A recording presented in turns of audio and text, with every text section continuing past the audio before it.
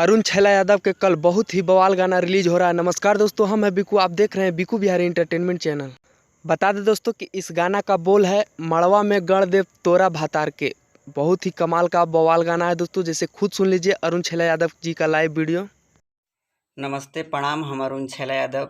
और कल एक मेरा बहुत सुपर सॉन्ग अंतरा जी प्रियंका जी के साथ और मेरा कल मगध म्यूजिक पे छूट रहा है, तो आप लोग ज़रूर दुलार प्यार दीजिएगा, आशीर्वाद दीजिएगा। बहुत ही बवाल सॉन्ग है, बहुत ही कमाल का सॉन्ग है। मगही में कुछ अलग अंदाज में है, आप लोग ज़रूर सुनिएगा।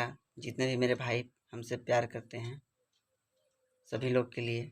तो जैसे कि अरुण छैला यादव भैया का आप लोग लाइव सुन लिए हैं दोस्तों, तो बहुत ही दबा के इस वीडियो को ज़्यादा से ज़्यादा शेयर करें और वीडियो अच्छा लगे तो हमारे वीडियो को लाइक कर दीजिए और साथ में ऐसा खबर पाने के लिए हमारे चैनल को सब्सक्राइब कर लीजिए।